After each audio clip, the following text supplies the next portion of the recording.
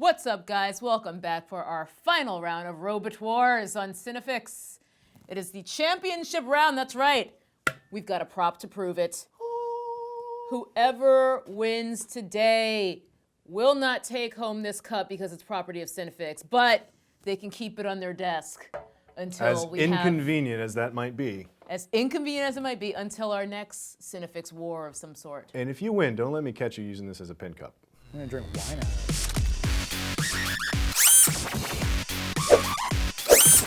So our two finalists today are, of course, Clint representing Bishop from Alien, Hello. and Mark representing TARS. As in the previous rounds, you will each have 2 minutes for opening arguments, 1 minute for a rebuttal, and then of course we'll have our final thoughts with closing arguments. I, of course, flipped a coin off camera. It's notarized and everything.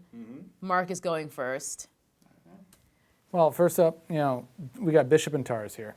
All right, they're actually very similar characters, very similar character arcs. They both start off with this sort of adversity from the protagonist, and they have to overcome that, and they do it successfully. The protagonist, previously to when they meet our characters, whether it be Bishop or TARS, had an interaction with another model of the same robot that sort of screwed them over. Through every major plot point, the robot, whether Bishop or TARS, ends up being very important, just like a trusty blaster at your side. These guys are there, ready to be the tool that a robot is.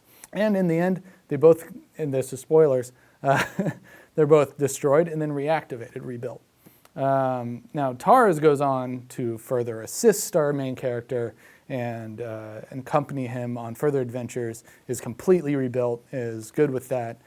Bishop, however, is almost completely destroyed. When reactivated, simply asked to die again.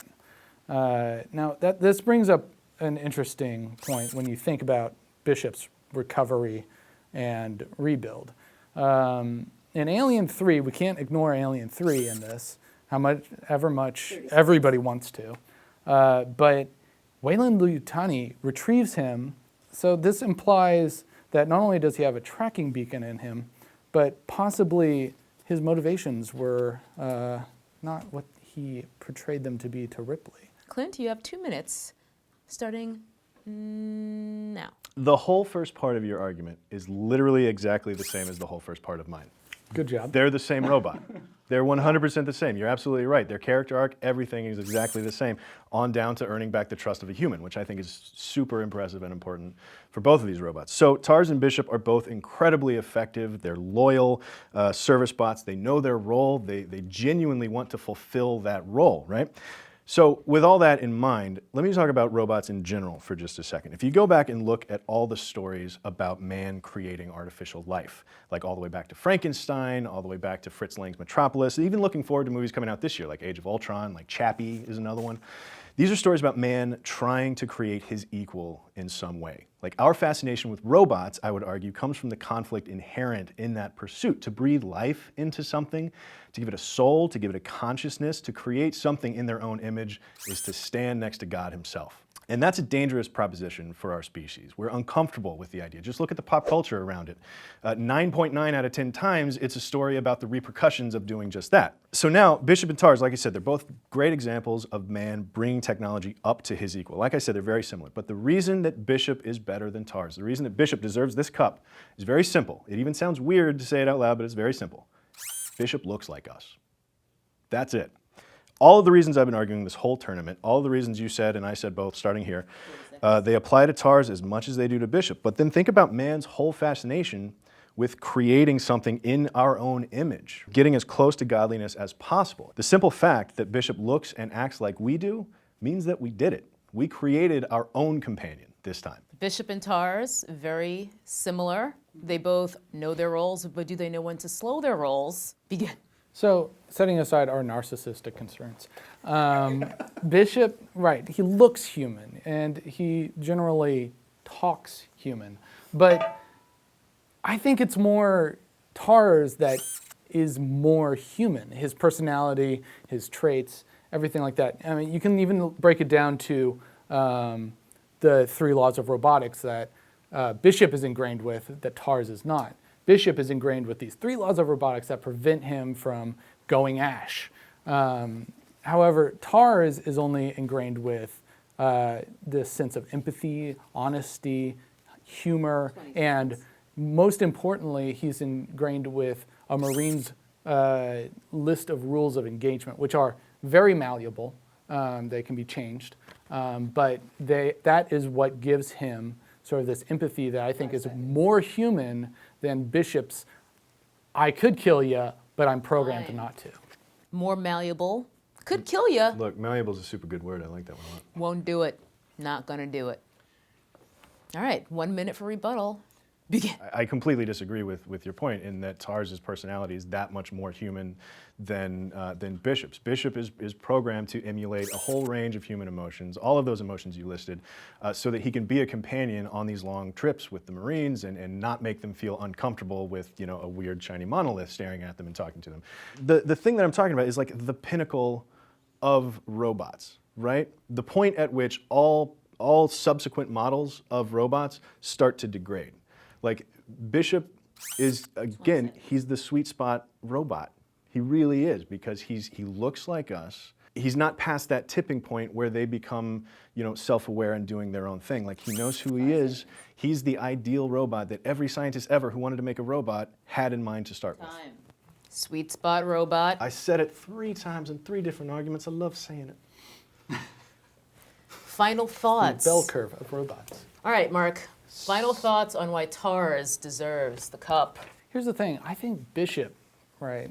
There's this perceived notion of Bishop, and there's the reality of Bishop.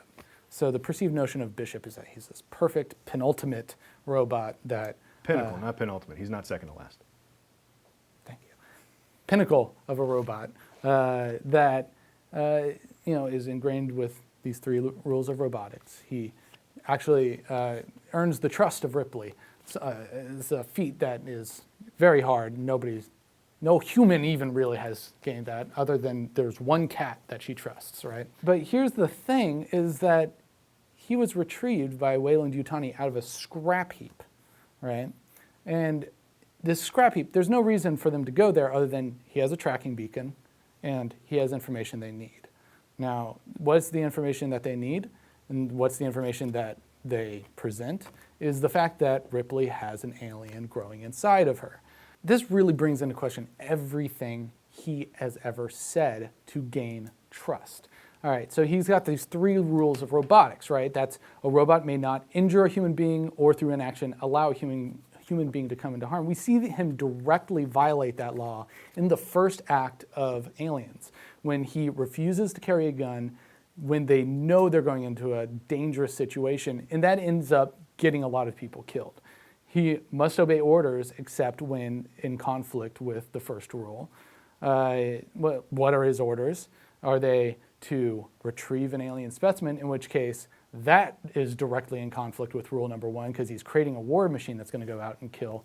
Furthermore, Bishop is not seemingly a better model than Ash, the one that went bad. He's just better at getting people to trust him. Like, he gets Ripley to trust him, and then he immediately draws the one person in the universe that will gut her and experiment on her because of his order to retrieve these alien specimens. Okay. You're talking about Ash's order to retrieve alien specimens? Bishop's order too. I don't see that there's nearly enough evidence to conclude that he was like working on the sly for Weyland-Yutani. Yeah, he is property of Weyland-Yutani, and he may have had a tracking device in him, but I mean, just because a corporation is involved and is using, their property for some nefarious means, that doesn't mean it's Bishop's nefarious means. It means that he lied about the 3 rules of robotics. Either way, No. Yeah, because he would have to delete that information, knowing that that information would put everybody into harm's way. The what information? The information that there's an alien inside of Ripley. But he didn't have that information until he was plugged into the flight recorder in Alien 3. Right. But then he's retrieved, he has that information. Right. He didn't wipe his memory because that led them to Ripley. Yeah, he got that information from the flight recorder. He told Ripley what she needed to know right in that moment. and then requested to be shut down because that is supreme self-awareness, and that's a very human aspect to do. I would also argue that being controlled by a corporation against your will is a very human thing nowadays. That makes him, I think, way more Even human. more human? Yeah, I would argue that it does. And look, the other issue about whether or not Bishop had other motives, because there's also the thing about did Bishop was he really smuggling stuff back on the Sulaco, and that's where the new alien from Alien 3 came from, and there's just no way that he could have done it. There's no evidence that shows he can do it. What there is this whole backlog of pop culture experience that we all have that says the robot goes bad, right? Right. And Bishop doesn't.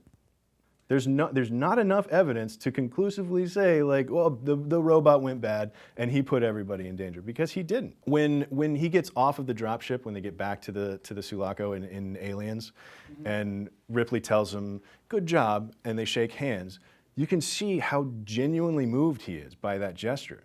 He's not hiding anything. He's not playing two hands there.